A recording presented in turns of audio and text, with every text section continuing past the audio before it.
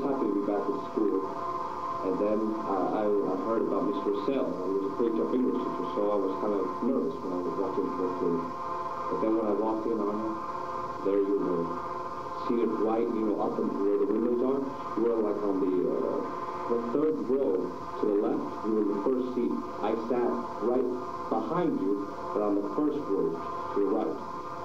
And there you were. It looked so pretty. I hope you don't mind. You described me, right, with the utmost respect.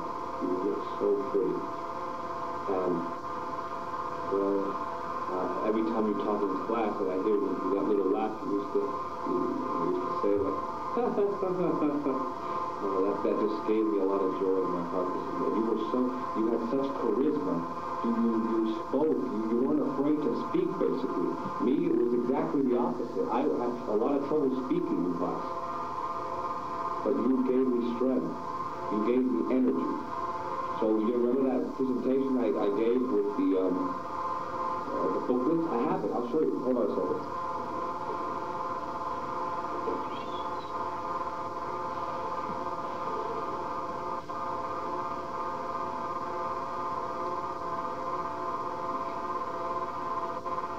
Does this look familiar?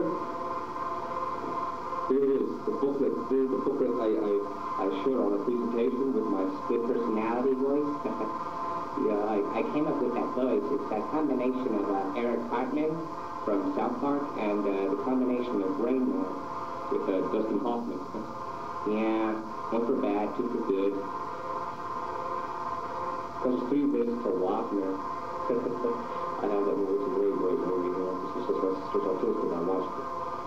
And these are the drawings that I made, as you can see. It was very hard for me to do that presentation, because like I said, I'm very shy, but since I saw you present and how you talked in class, I said I have to do this. You see, the first time I turned in my booklet, it had a lot of story on Equinalo. This guy right here. All the drawings I did were of this slave. And when Mr. Sell said that wasn't going to put it out because you had to do 3 stories, not just one. So presentations were going on, and he gave me a chance to do another one. And I was just mad. I was angry because I had spent time on the previous booklet, and now I had to do it all over again. But I channeled that energy to kind of make myself do a better job. I turned it as a challenge. I was like, I really think you don't think I'm good enough, do you, Mr. Seth? But I'll show you.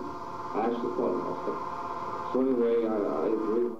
This is a homemade video from April 8th, 2006 that Castillo made 12 days before he planned to kill himself. This video has been playing for several minutes now, and he is primarily talking to a person who's not there. He's talking to the camera, but it is all addressed to Anna Rose, a high school classmate he had a terrible crush on, and says he was just in love with her, but too shy to even say hello.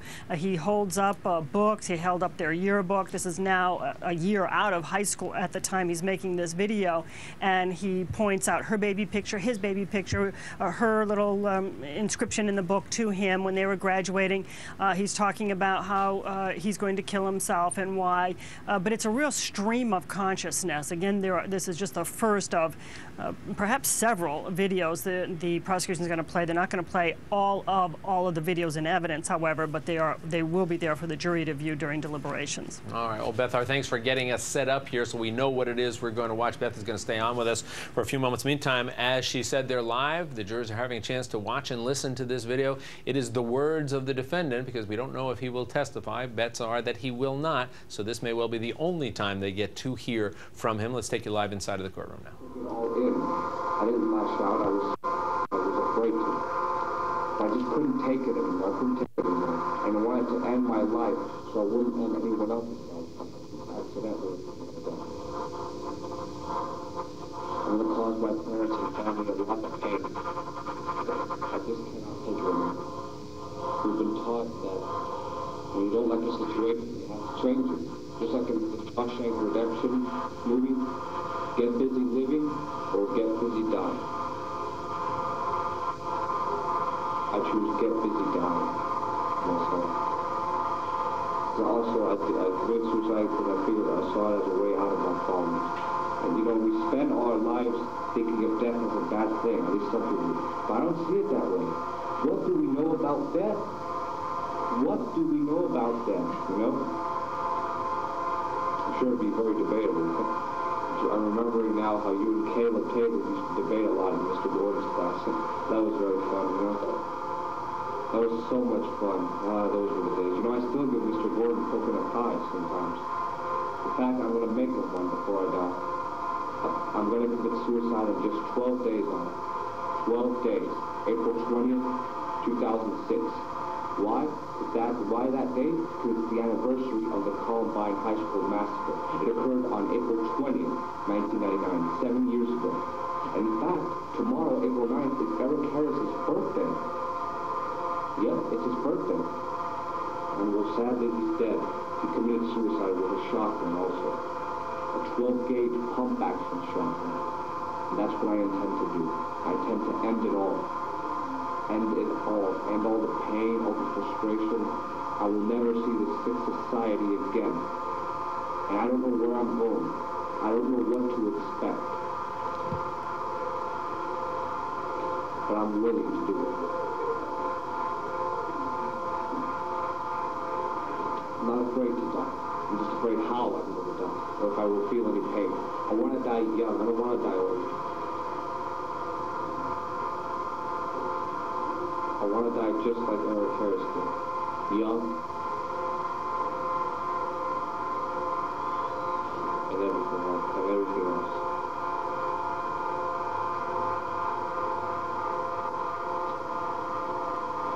You know, I would have loved to have been your friend. You live far away. You live like about 10 minutes away from me, actually. My sister's boyfriend lives around here somewhere, I think.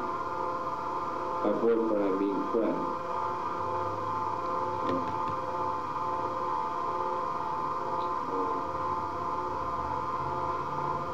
I'm sorry if I sound boring. I guess I kind of do sound boring, but it's just, there's no other easier way to tell you this, you know?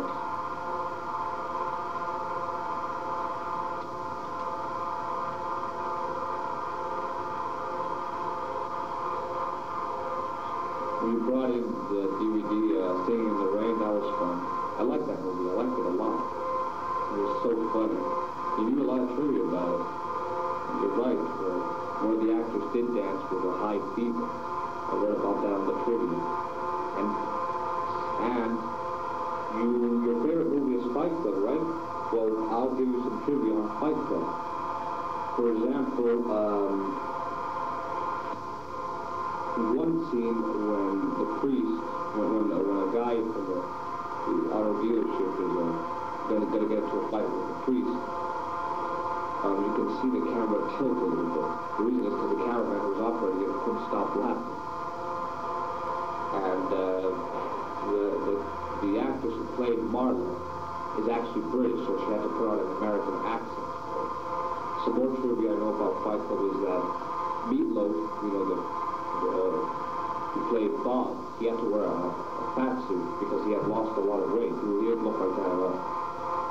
And in fact, he sweated so much that the suit was just drenched with sweat because it was so hot. I think he probably lost more weight. Just a second.